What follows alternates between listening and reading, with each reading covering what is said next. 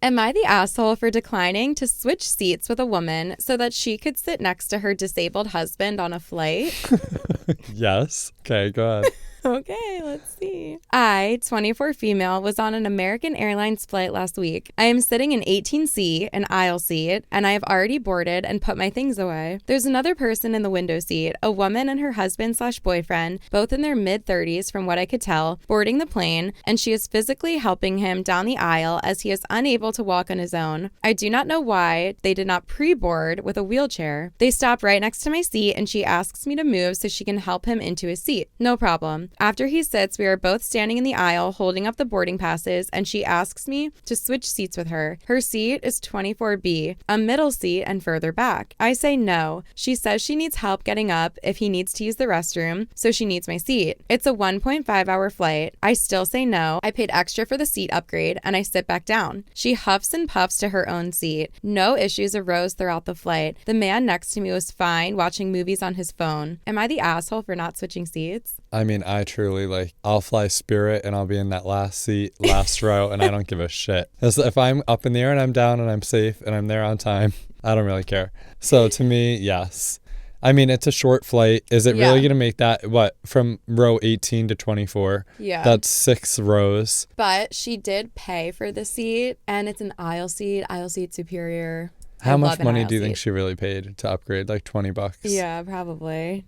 Not that much. Yeah. But I feel like it's just the principle. It's like the couple could have paid as well to sit together. Yeah, that's true. Or she could have asked the person that was supposed to be sitting next to her if they wanted to take the closer seat. You know what I mean? Mm-hmm.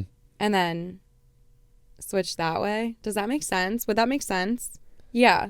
Well, no, I don't think so. Instead of switching... Wait. No, yeah. Because there was only one seat. She was going to switch with that lady. Flip-flop. Instead of the... Or maybe if someone from row 24 wanted to go to 18. Yeah, that's what I meant. Yeah, that would have been the better idea. Yeah. Or just ask the flight attendant. Be like, my husband is disabled. Is there any way that I can sit next to him on the flight?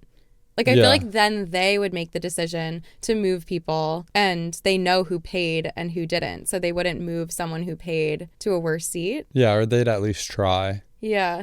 I kind of think she's not the asshole. I don't know. If it was a 16-hour flight and the guy was terribly disabled and could not be alone, and the person asked really nicely, maybe I would feel differently. But it's an hour and a half long flight, and I just love an aisle seat. Wait, am I just an asshole? I don't think you are. I'm a people pleaser to a fault. Yeah. So if someone came up to me and asked me that, I also just work with people with disabilities. So I'm okay. Which, not that you are not as empathetic as me, but I just feel I see that, and my mind every time is how can I help? I worked in the rehabs, I worked in the skilled nursings. Okay. So I always want to do whatever I could. You're changing But people's mindsets aren't always that, and it doesn't make you an asshole. It's just Mm-hmm. more so I don't know. Yeah. You know? That's true.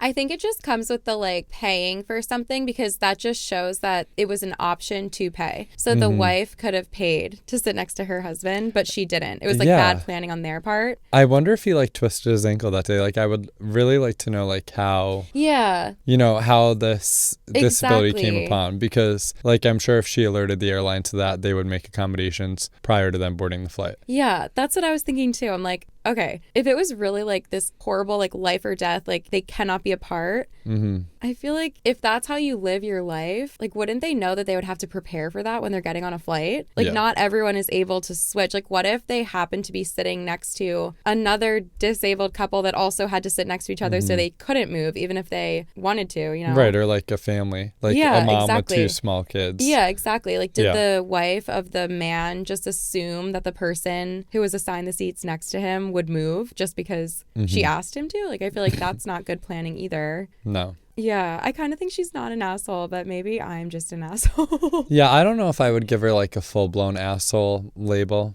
Yeah.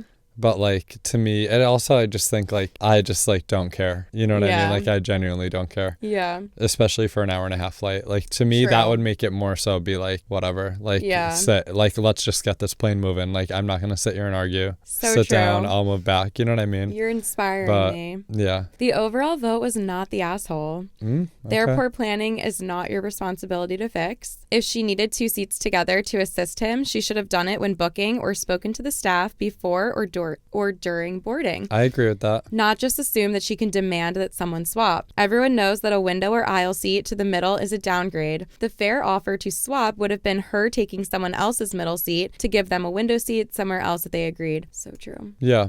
She should have tried more options. Yeah. Also just asking the staff, like it's their whole job. It's not on other passengers to decide to move. Yeah. Okay, but I do have an open mind now. Maybe next time, if this ever happens to me, I'm like, secretly I was obese. Yeah, right.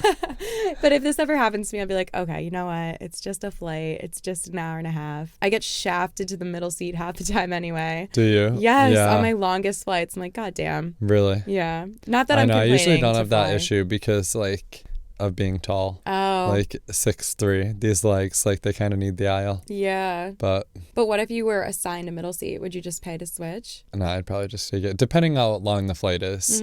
Like if it were longer than like 3 hours, then I probably would have to pay to switch maybe.